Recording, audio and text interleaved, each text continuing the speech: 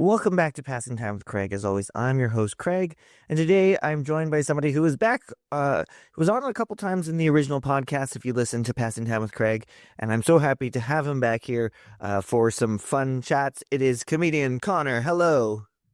Hello. Hey, how's it going? Thanks for having me. Thank you for being here. I'm excited to chat with you. It's been a while. Lots to go over, including your comedy album we'll get to. But first of all, how you been? Good. Yeah. Life has its ups and downs, but things have been all right. Yeah, I don't know. It's been a while since we've talked to each other. Yeah, So, it's been a little bit. yeah, lot to catch up on, but yeah, I guess in the last like couple of years after the pandemic, it's been getting back into traveling around and doing shows and working on material, and that's all culminated into the taping that I did last year. So that's kind of been the main focus of life lately. Yeah. Yeah, all Yeah. the fun stuff. So, tell people who don't know what got you into comedy. I think what got me into comedy was a lot of people told me that I should growing up, and I didn't like. I got kicked out of class a decent amount just for being disruptive and kind of classic. Yeah, just wanted to make everything fun for everybody but the teacher apparently. Um, and I went into theater in school for university, and it just kind of seemed like if I was learning how to act and do all these other kind of performances, I might as well try stand-up comedy. And it just, it kind of took off a little bit. It's still, I feel like I'm still taking off. I'm not at max level, but I think it was started out as like a nice thing to do in between acting gigs, and then it kind of got a little more traction. And acting in Canada is tough and can be a little few and far between in terms of roles. So Definitely. yeah, I also enjoyed the control that I got out of it, because acting is great and it's fun to collaborate with people, and I love improv and all of that. But with stand up, it's nice to be able to kind of like not only give yourself the challenge of um, controlling a room and making them laugh and kind of shaping the energy, but also to just have fun with that. Yeah. Well, and you know, actors will talk about how you can make the role your own, but there's still very much what needs to be said by the writing and the directing, and the director can be like collaborate with you, but there's still some stuff set in place. Whereas stand up, this is all you. This is you creating this story and trying to entertain people for whether it's a 3-minute set or 30-minute set. Like you have all that control. This is all on you.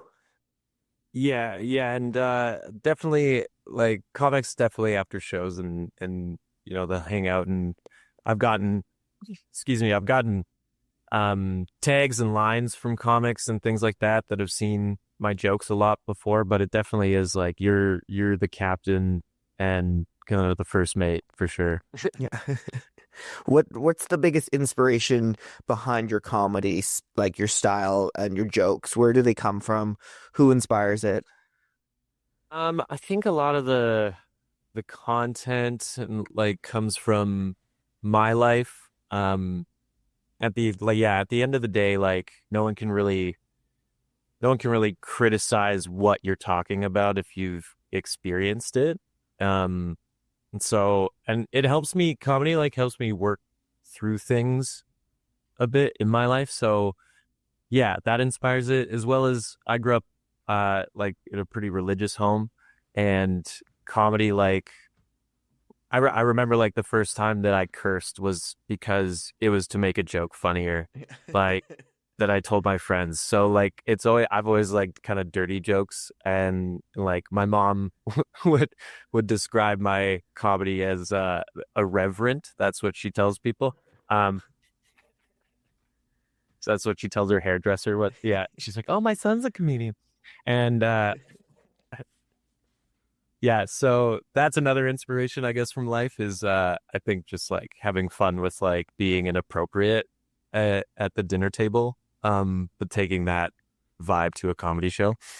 Um, and then yeah, in terms of like comics, I think in this taping, I definitely kind of have like a John Mulaney kind of vibe Yeah. in terms of there's a few stories in there.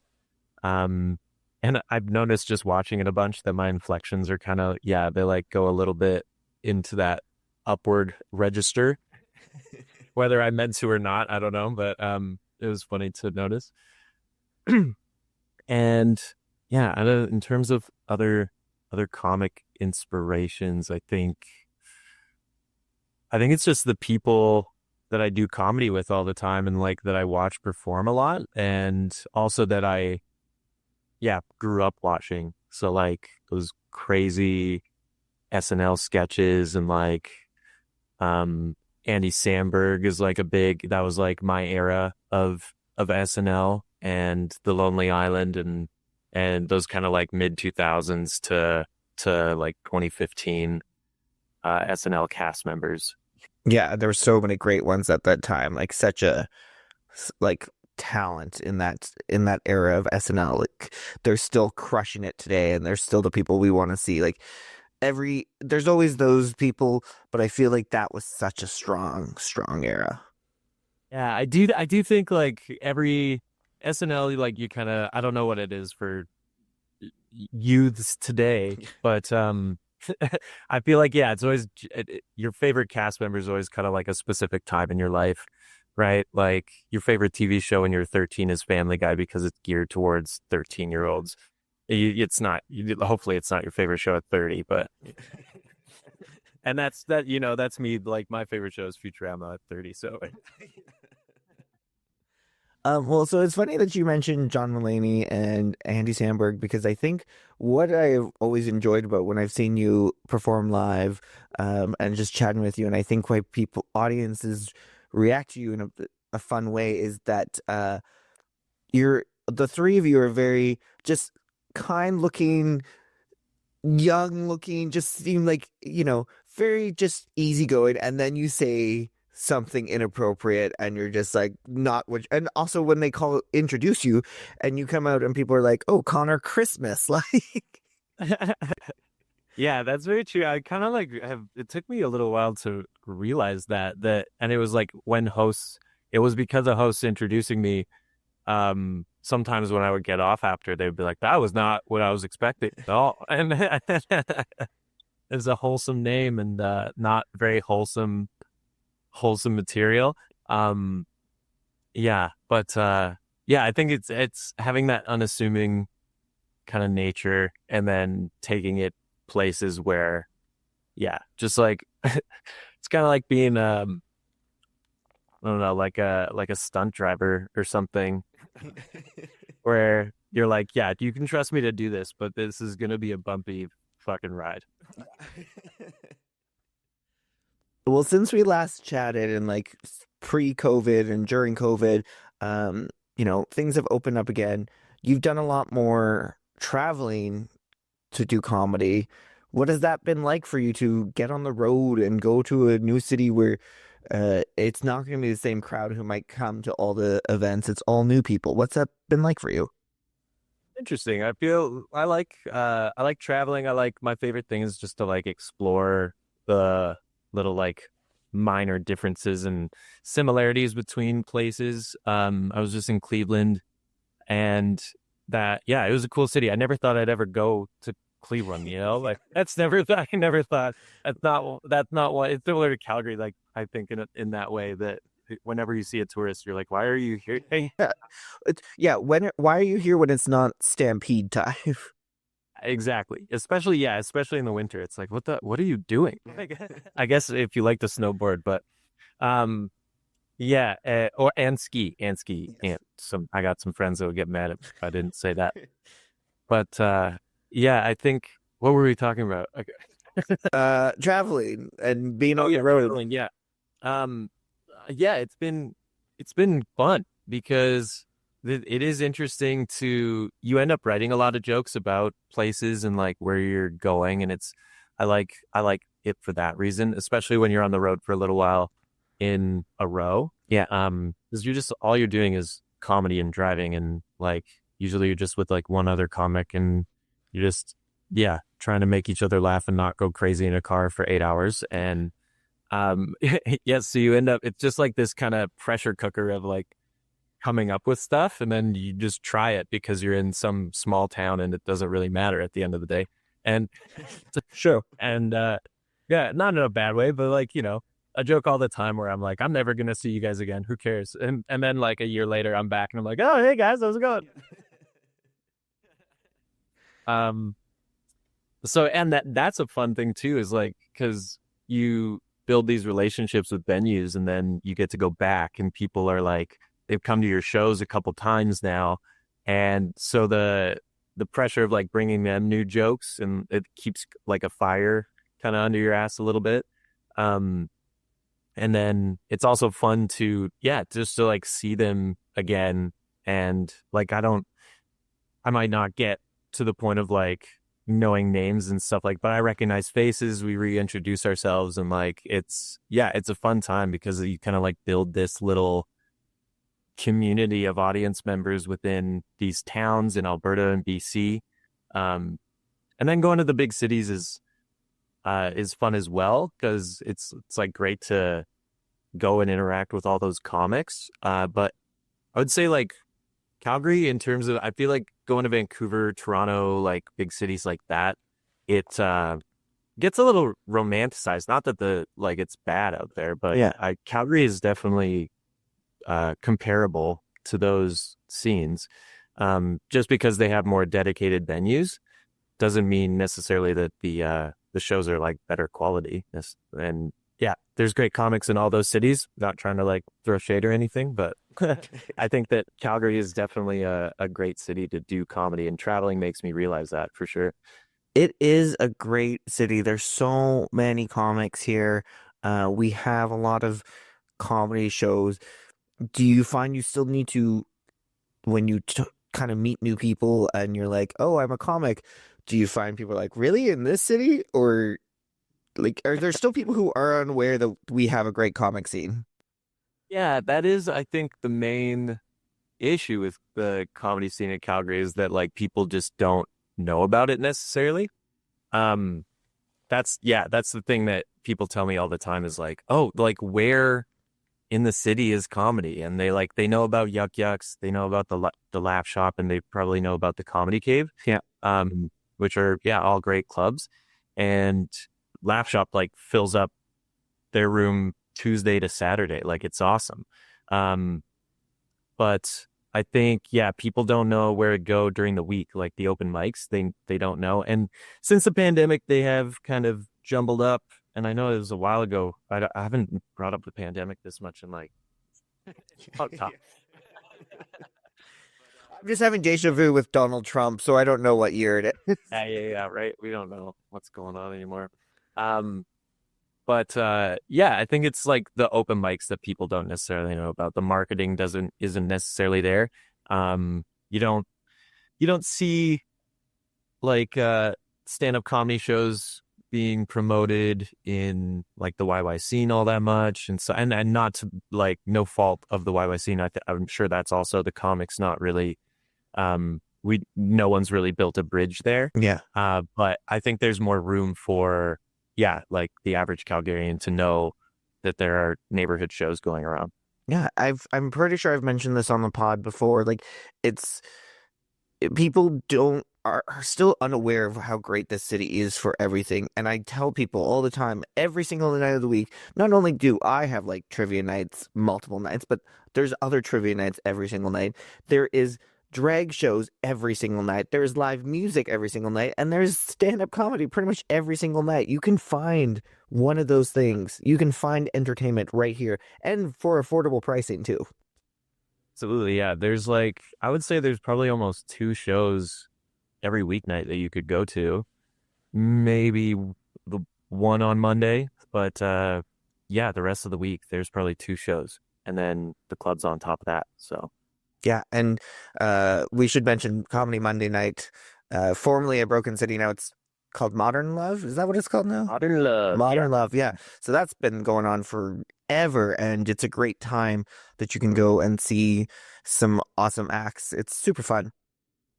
Yeah, $10. Most shows are like there's free shows Thursday in Inglewood at Dirty Duck. There's the Yuck Yucks Pro Am on Thursday. I think that's $5 or $10.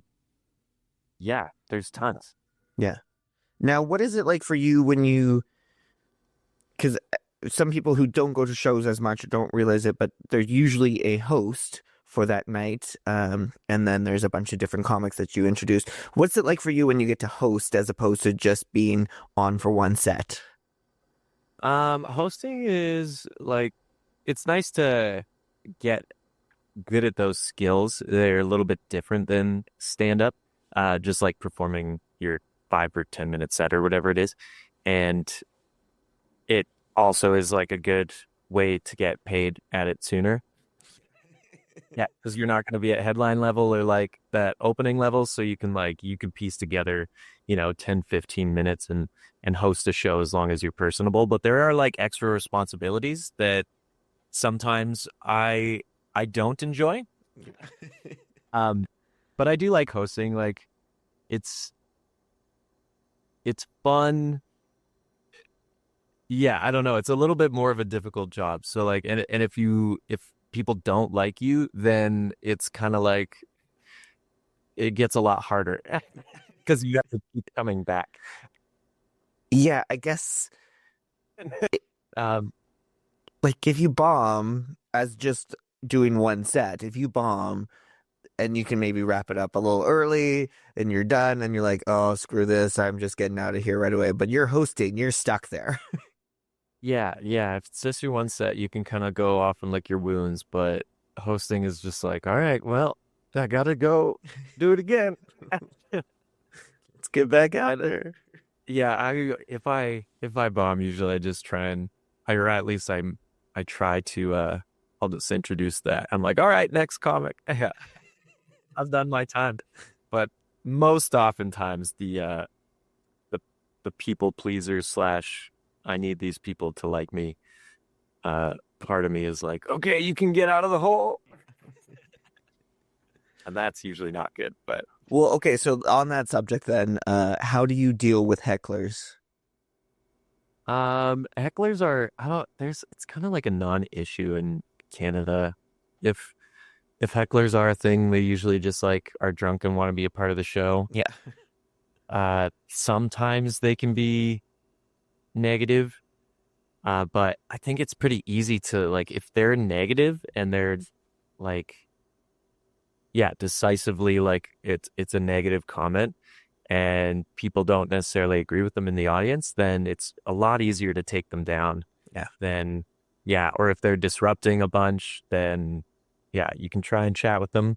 But if they just keep talking, I guess they think it's a conversation or they keep disrupting after you've tried to gently kind of I don't know. Some people just don't have the social cues of the stand-up show, so they don't know when it's over. A lot of people can understand when like the conversations come to a quit. There's a laugh, cool, I've moved on.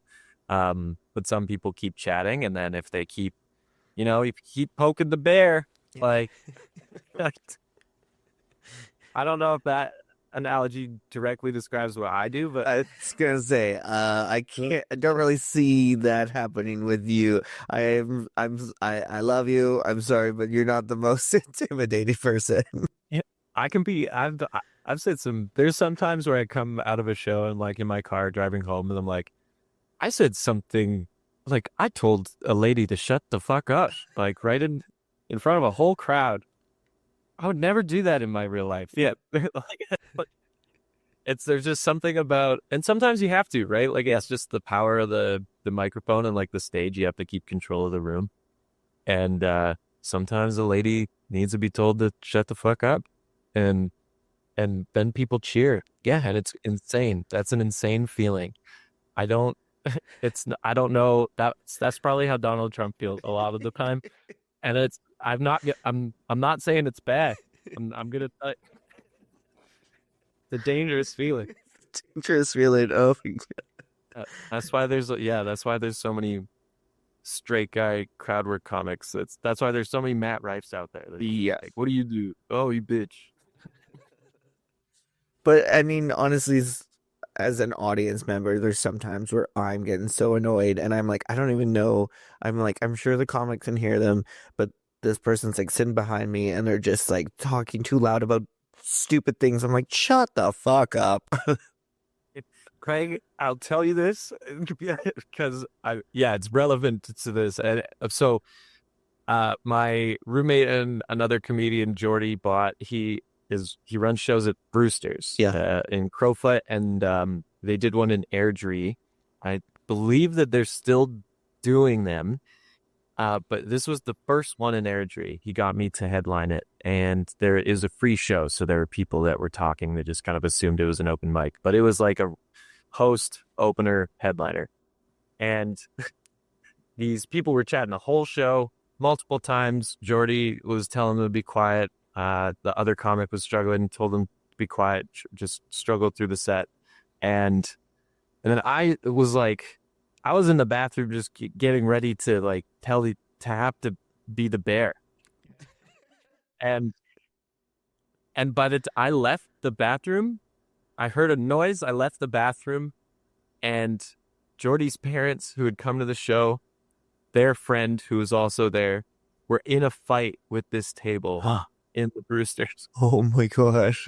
Because his dad was exactly like you. But he walked up to the table and he said, "Guys, you gotta stop." Yeah. His dad's an ex-cop, like a retired police officer. The friend that's there is a current police officer. And he says, "You gotta stop." And then this little man gets up to Keith, Jordy's dad, is like a 6'5", like silver fox. Like this guy's a Clooney. And then this little man steps up to him. So like there's like a family there. So the younger stepson or whatever, he comes up and he's a big guy. And then the fight breaks out. The current cop comes in. One of the ladies grabs her hair, rips a chunk of hair out, like a fistful of hair. It was insane. All at Airdrie's Brewsters. So I shut the fuck up to a lady doesn't seem so bad, right? Oh. Because the audience gets annoyed too. The audience gets annoyed. Yeah, but I ended up having to do my whole set like with the cops outside. Just like every now and then you just see like red and blue flash across my face on stage. and then we had to go do statements. But the guy, the cop, he knew both of the, like, he knew Keith, Jordy's dad, and then the other cop, I forget her name. So he rolled up and he was just like, "Hey, Keith." And I actually think Jordy told me that he was married to the friend of Jordy's parents. They used to be married and then they got divorced. Oh. So they were but they were like in a good relation. Yeah, so it was fine. Wow. Yeah. So needless to say, those people, that family, did not win. And needless to say, Airdrie, always an experience. Airdrie, like, come on. Usually the shows I do in Airdrie are like just nice, like quaint older people. Not this time. Not this time. Nope. All right, well let's chat about your album. This is exciting. A tit between the petunias. Yeah, a tit between the petunias. Okay, first of all, how'd that name come about? It's a line in the show. And yeah, I was struggling. I was like really stressing about figuring out a name. It's like, this is gonna be it's make or break. Yeah, this is it. The name is everything. And so I asked my editor. I was like, his name's Carlin Parkin. He did a great job. Shout out to him. But I was like, you have probably seen this more than me even at this point. So do you have any suggestions for a name? And he suggested a couple things, but yeah, a tip between the petunias, it stuck. because I don't know, I like that line a lot. It's one of my favorite lines that I wrote, just in terms of the phonetic, like poetry of it. Yeah. And I think it's like it's an alluring title. I think hopefully it makes people want to watch it. Hopefully. Yeah. I hope a tip between the petunias is like, yeah, is enticing enough to pay $12 to watch it. So what made you decide to, do an album? Like, this is a big deal. Um, I think, yeah, it's just I felt like it was time. I was kind of like getting done with the jokes that I was doing. I was getting a little less excited about them, and I felt like it was time to, yeah, put it out there. I was hoping to kind of leverage. I did like doing Just for Laughs in 2022. I was hoping to kind of leverage that into uh some management, or at least like something to distribute the like eventual album, because I Yeah. did have a bunch of jokes.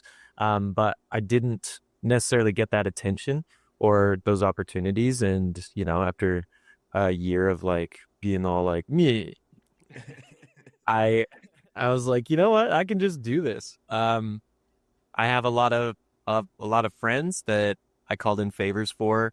Nick Boley, who runs a production company in Lethbridge, Hat Chaps. He helped out like so much. I owe him a ton. Um, but yeah, he's a great friend and collaborator of mine. So he has a bunch of camera equipment that we were able to use.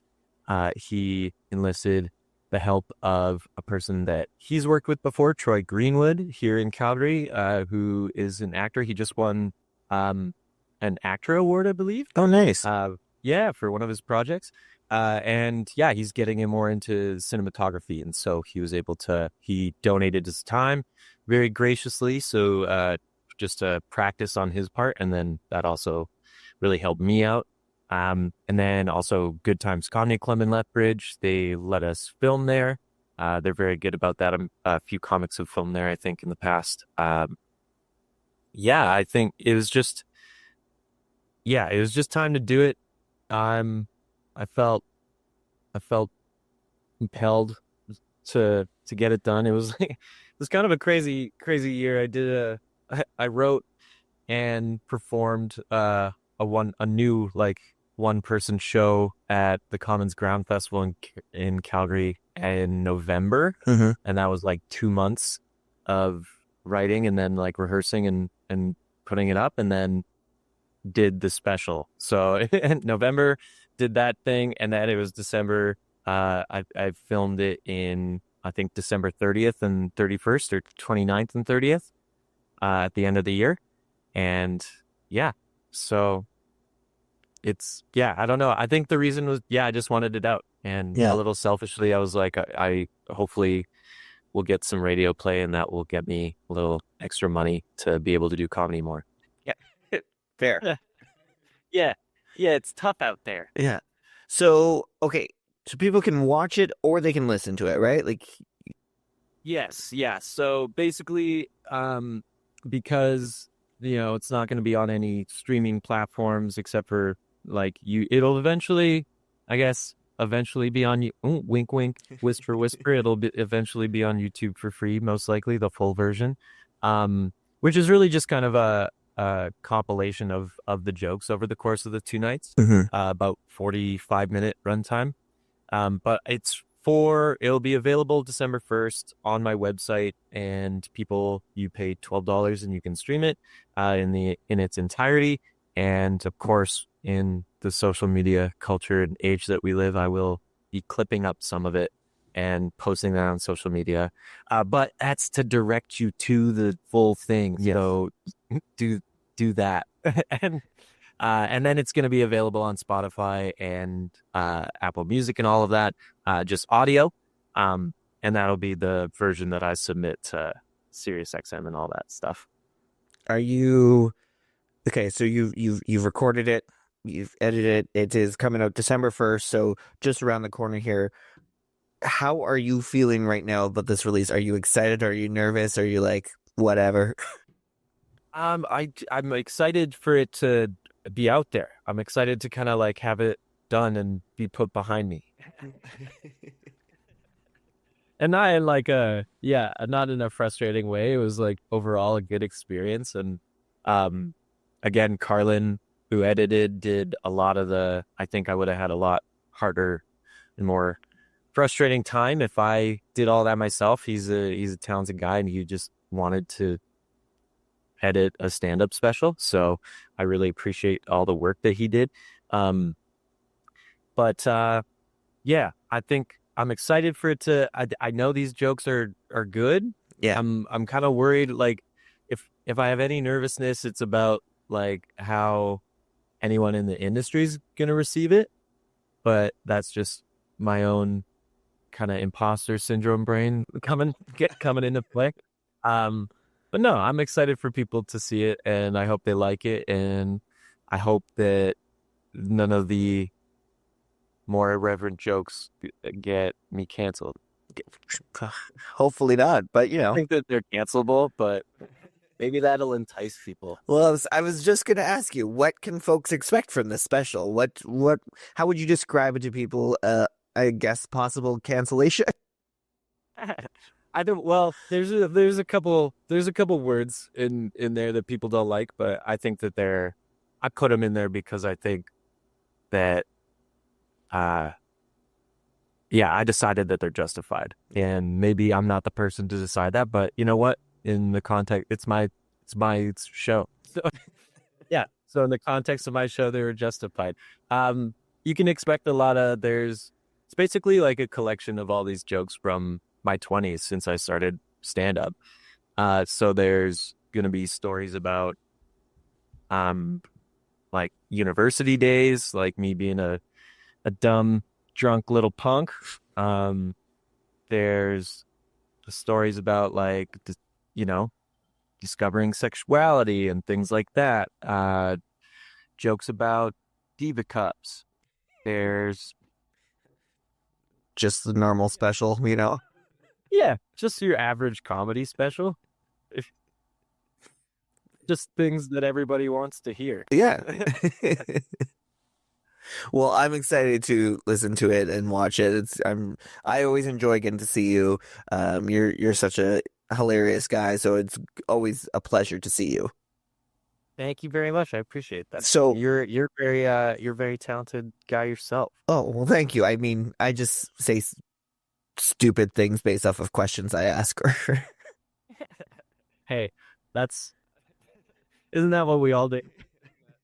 Isn't that life? I mean, I will say, like, similar to you getting to say "shut the fuck up" to someone. The joys of being a host, like a trivia host or name that tune host, is I can call people stupid and like make fun of them, but I make fun of myself first. So then people are like, ha ha ha. But I'm like, no, you really are an idiot. Like, yeah, I'm joking about me. I'm being yeah, you are very dumb. So that's the joy of my job, really. That sounds awesome. So I do want to chat, because it's Christmas coming up, but you have Christmas comedy night happening at Marda Loop in December. Yeah. Tell me about it. I do. So yeah, the Marda Loop Brewing reached out and they wanted to do a Christmas show. They did a couple shows, I think a year or two ago. Ross Moore was running them and he gave my name to the owners and they reached out. And yeah, I got a real shout out to Christmas just for getting me some work for absolutely no, like I don't do anything. No, I did one of the shows back a couple years ago, and I think, yeah, the owner was like, yeah, that's a funny guy. So, yeah, it's going to be fun. We're doing, it's going to be a pretty amazing show for like at this little brewery in the middle of the city. Pete Zedlacker is headlining, and he's won, I think, 2, maybe 3 Canadian Comedy Awards. He is one of the founders of the Snowdon Comedy Festival. That's the largest comedy tour across Canada. Wow. They do that every year, and they've been doing it for probably, I don't know, like 10 years now, maybe something like that. Oh. Yeah, Deborah DiGiovanni is on it. Paul Meyerhoff. Yeah, lots of people. A lot of Canadian comedy legends. If you know Canadian comedy. Yeah. But yeah, he's gonna kill it. And then we have Levi McCatchen on, who is originally from Vancouver, who moved to Calgary, and he's doing really funny stuff. Gabby Rose and Robin Sansom, both really, really funny comics. And then I'm hosting the whole deal. So don't disregard everything I said about me not liking hosting. I love it. It's awesome, and we're gonna have a lot of fun. I'm gonna edit it so this episode so that way where you're talking about hosting and the problems with it, I'm gonna put it right before this part. Yeah, perfect. Yeah. No, I do. Yeah, hosting is just a different beast, but I like it. I think I like to play fun little like tightrope walk with the audience. So come and join the circus, everybody. Yeah, December 19th in Marda Loop Brewing. Nice. And of course, people can follow you, find you on social media. Your website is connorchristmas.com. Find you on Instagram, Connor Christmas, because you are sometimes you just pop up at nights, right? Yeah, there's open mics, those open mics that we were talking about, all on the weekdays. Just kind of around. I don't usually post those just because I don't really pre-plan when I go to them. I'm an amazing business person. I'm very proactive.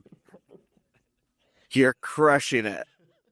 Usually it's just me sitting on the couch. I'm like, oh, I should probably go to a show. Yeah. Yeah, and all those things, just as a note to people who are going to go to the website and stuff, it's Connor with an ER because my parents just wanted to make that difficult. CONNER, and then Christmas like the time of year .com. That's right. I sprung for the .com, so it's an expensive domain. So please buy the special. I have a cat that needs food. You need food? And not as important. Also, yeah, on Instagram, it's Connor Christmas, ITS Connor Christmas. TikTok, it's Connor. But I'm sure if you just type in Connor Christmas, it'll come up. Yeah. Yeah. It will. But yeah, and as you said, you sometimes just pop up at these open mic nights. People go to open mic nights. They're super fun. Like, it's great to go to shows where you know the comedians, but you never know who's going to pop up. Comedy Monday Night, for example, has had some like incredible big name stars that were just in town filming something, and they're like, "Where's comedy?" And then they get to go and do a show. So you never know who's going to appear. Even at Vern's on a Wednesday, Todd Barry has shown up and done a set there. Yeah. And Todd Barry, just Google him, and then you're like, "Oh, I know that guy." I know that guy. As we start to wind down, I always like to ask my guest what's awesome. So tell me something that's awesome. You know what's awesome? Long layovers can be awesome. They can also be bad, but if you've budgeted for a long layover at an airport, it can be really fun. When I was going to Cleveland, I was in Minneapolis for 5 hours, and it's like right on the line of leaving the airport or not. I just did. And also it's Minneapolis. I was like, what's going on in Minneapolis? So I just sat at a bar in the airport, and I got pretty fucking drunk with this lady from Winnipeg who worked HR for a ice company. Oh, right? Like, how random is that? They're like, go do a long layover and get drunk at an airport with some stranger. It's fun. yeah. I mean, it is fun. Yeah. 5 hours is that, you're right. 5 hours is that, do I step out for a bit or do I just stay here? I think 5 hours, I'm usually, let's just stay in the airport and explore and get drunk. Yeah, exactly. Yeah. Unless the airport's like in the city, like usually airports, you have to like go into the city, Yeah. But yeah, get drunk in an airport. It'll make your next flight, like you'll just sleep right through it. Dude, I don't even remember Detroit. You're like, I've been there, but I don't remember. Not in my mind. My body has on me. Well, Connor, I thank you so much for being on today. I'm excited. Tit Between Petunias available December 1st. So just like as people are listening to this, as this is coming out, you've either got days or it's out now. So it's pretty exciting. Listen to it, people. Watch it, listen to it. Let's say it 5 times fast. The tip between the petunias, the tip between the petunias, the tip between the petunias, the tip between the petunias, the tip between the petunias. Wow, that was incredible. That's the best promo I got. Yes, this is a fantastic promo. There it is right there. I won't even release the rest of this episode. I'm just going to release this part. That's your clip. That's a clippable moment. That's clippable moment. Well, everybody, give Connor a follow. It's Connor Christmas on Instagram, connorchristmas.com. That's Connor with an ER at the end, just to make sure you are confused. Thank you so much for being here today, Connor. It's been a blast catching up with you. Thanks for having me. Yeah, it's been a lot of fun. Yeah, anytime. You're welcome back anytime on the pod to promote, because you forget to do these things, so I will help you out. Thanks. That's why I love you for that. Thank you. Well, I love you. Thank you all for passing time with me as well. Follow me on social media, Passing Time with Craig, PTW Craig, for all the fun stuff, and we'll chat soon. Bye.